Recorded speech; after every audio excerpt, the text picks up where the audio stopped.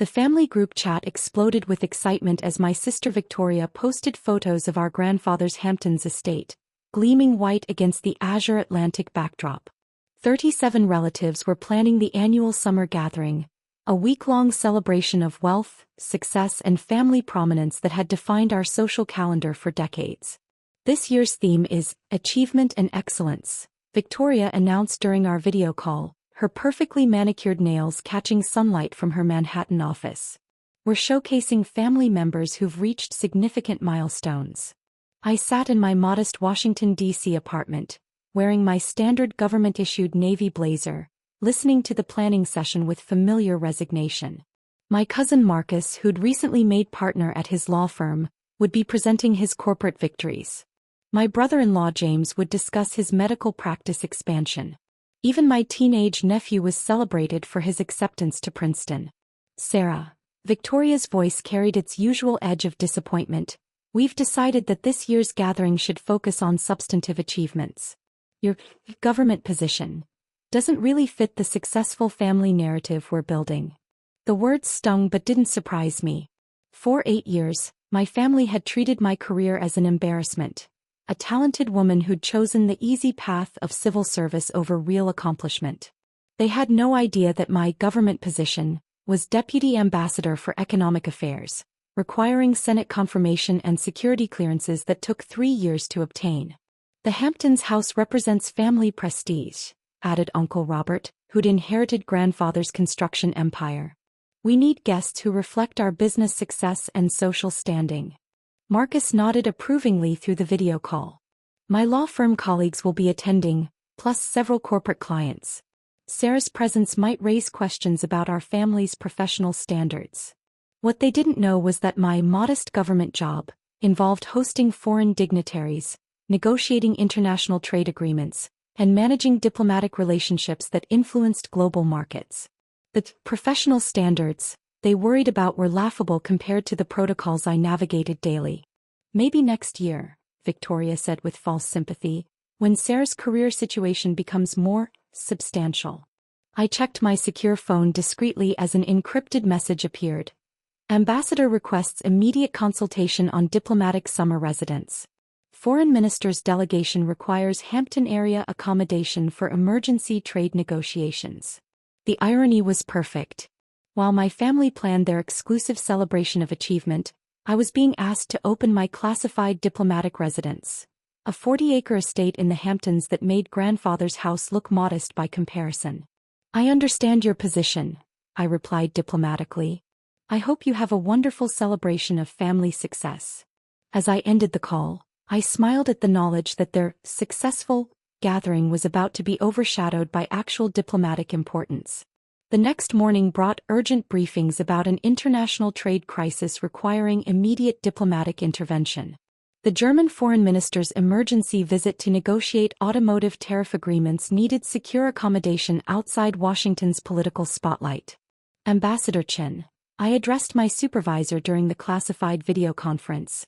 The Hampton diplomatic residence would provide perfect security and discretion for these negotiations. The 40-acre compound, officially designated as Diplomatic Residence Hampton 7, had been acquired by the State Department 5 years ago for exactly these situations. My role as resident deputy ambassador meant managing high-level foreign delegations while maintaining operational security. Approved, Ambassador Chin replied. Full diplomatic protocols authorized. This negotiation could prevent a trade war affecting millions of American jobs. Victoria's family gathering was scheduled for the same weekend, but that coincidence wasn't my concern. My diplomatic responsibilities took precedence over family social events, especially when I'd been excluded for low achievement. Wednesday's intelligence briefing revealed the scope of international attention these negotiations would attract.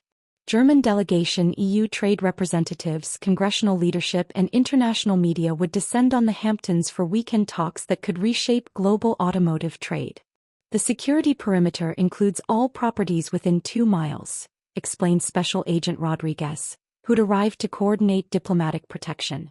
We'll need to restrict civilian access to protect negotiation confidentiality. I realized that grandfather's house, where my family was planning their celebration of success, fell within the restricted security zone. Their yacht party would be cancelled by federal mandate to protect international trade negotiations they didn't even know were happening. Thursday brought the first signs of family confusion. Victoria called, frustrated by unexpected obstacles to their party planning. "Sarah, something strange is happening in the Hamptons. The Harbor Authority cancelled our yacht permits, saying there's a federal security event this weekend. Do you know anything about government activities that might affect our gathering?" I maintained careful diplomatic neutrality. Federal activities often require temporary adjustments to local events. "This is outrageous," Victoria continued. "We've been planning this celebration for months.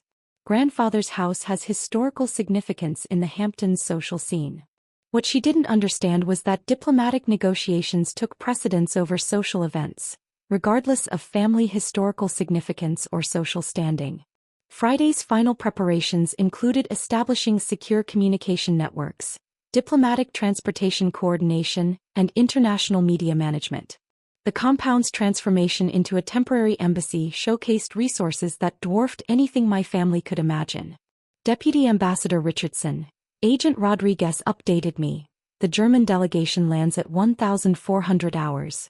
Media describes this as the most significant trade negotiation in recent diplomatic history. Through the compound's security monitors, I could see my family's beach house in the distance, within the restricted zone that would prevent their achievement and excellence celebration from proceeding as planned. Their exclusive gathering was about to be cancelled by actual international importance. Saturday morning, Victoria called in complete panic as federal agents established security perimeters around the family's Hamptons estate. "Sarah, there are government vehicles everywhere. They're saying our house is in some kind of diplomatic security zone. They won't let anyone access the property." I watched from my diplomatic residence's command center as Secret Service agents coordinated with State Department security to protect the German delegation's arrival. The compound's main house, a stunning 15,000-square-foot mansion with private beach access, was now serving as a temporary embassy for international trade negotiations. "Ma'am," Special Agent Rodriguez addressed me with standard diplomatic protocol. "The foreign minister's motorcade is approaching. Should we maintain visual security of the civilian property?" "Standard protocols apply," I confirmed, watching my family's confusion through security monitors. Victoria's voice cracked through the phone. "They're saying there's a high-level diplomatic event happening. Sarah, you work for the government. Can you find out what's going on?" Before I could respond, the German delegation's motorcade swept past grandfather's house toward my residence. Ambassador Chin emerged from the lead vehicle, followed by Foreign Minister Klaus Weber and a delegation of EU trade officials whose presence could reshape global economics. Deputy Ambassador Richardson, Ambassador Chin approached with formal diplomatic bearing. "The Foreign Minister commends your facility preparation. This residence provides optimal security for sensitive negotiations." Through my phone, I could hear Victoria's shocked silence as she witnessed the diplomatic motorcade and realized the scale of international importance happening in her vicinity. "Sarah," she whispered, "are you involved in whatever's happening over there?" "I'm hosting German Foreign Minister Weber for emergency trade negotiations," I replied simply. "My diplomatic residence is serving as the primary venue for talks that could prevent international trade war." The silence on the phone was deafening. "You're diplomatic. What?" Victoria's voice came out as barely a croak. "The 40-acre diplomatic compound where I live and work as Deputy Ambassador for Economic Affairs," I explained, watching Foreign Minister Weber enter my residence's main conference hall. "The negotiations taking place here this weekend will influence global automotive trade affecting millions of jobs." From my position coordinating international diplomacy, I could see my family's prestigious beach house reduced to a tiny speck within the massive security perimeter protecting actual international importance. Their celebration of achievement had been cancelled by real diplomatic work.